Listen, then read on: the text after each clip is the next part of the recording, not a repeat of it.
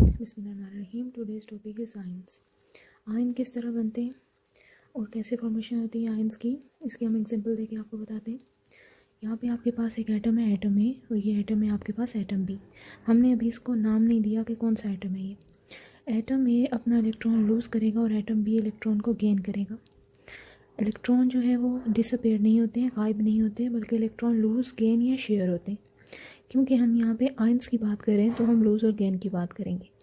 Atom A अपने electron को outer most shell में से लूज़ करेगा और एटम B इलेक्ट्रॉन को आउटर मोस्ट शेल में ही एक्सेप्ट करेगा या गेन करेगा। इलेक्ट्रॉन को लूज़ और गेन करने के लिए यहाँ पे आयंस बनने के लिए आउटर मोस्ट शेल ही इन्वॉल्व होता है, इनर शेल नहीं होते। और ये लूज़ और गेन होते क्यों हैं, आयन बनते क्यों हैं? Because of stability. ये एटम स्टेबल नहीं था क्योंकि इसमें अनपेयर्ड इलेक्ट्रॉन था।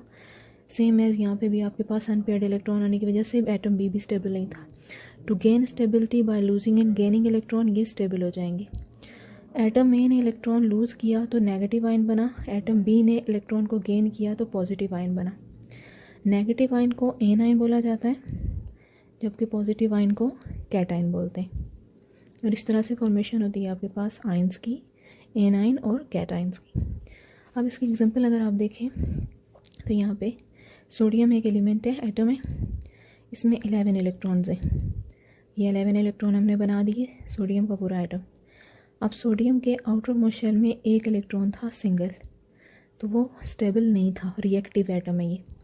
तो ये अपने इलेक्ट्रॉन को लूज़ करेगा, ये इलेक्ट्रॉन देगा क्लोरीन को। क्लोरीन के पास 17 इलेक्ट्रॉन है और एक इलेक्ट्रॉन क्लोरीन का भी अनपेयर्ड था। जब इसने अपना इलेक्ट्रॉन लूज़ किया तो क्लोरीन ने इलेक्ट्रॉन एक्सेप्ट किया।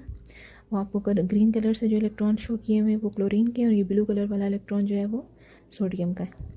तो क्लोरीन के ऊपर जो है वो चार्ज आ गया नेगेटिव क्योंकि इसने इलेक्ट्रॉन को एक्सेप्ट किया और ये बना anion bye gaining electron. Sodium ने इलेक्ट्रॉन को लूज़ किया और लूज़ करने की वजह से इसके ऊपर आ गया पॉजिटिव चार्ज, क्योंकि दोनों ने एक एक इलेक्ट्रॉन को लूज़ और गेन किया है। सोडियम ने एक इलेक्ट्रॉन को लूज़ किया तो +1 नहीं लिखा जाता क्योंकि प्लस के साथ 1 ऑलरेडी एग्जिस्ट कर रहा है। अगर 2 इलेक्ट्रॉन लूज़ करता तो +2 लिखते।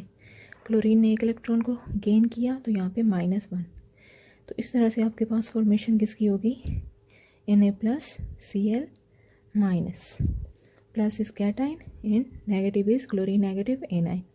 तो ये इलेक्ट्रोस्टैटिक फोर्स ऑफ अट्रैक्शन की वजह से, जैसे मैग्नेट के अपोजिट पोल होते हैं, अट्रैक्ट और रिपेल करते हैं एक दूसरे को, तो यहाँ पे इलेक्ट्रोस्टैटिक अट्रैक्शन आ जाती है बिकॉज ऑफ चार्जेस। तो NaCl फॉर्मेशन हो जाती है आयोनिक बॉन्ड की। अब वो आयोनिक बॉन्ड कैसे बनता है वो कमिंग लेक्चर में हम बताएंगे।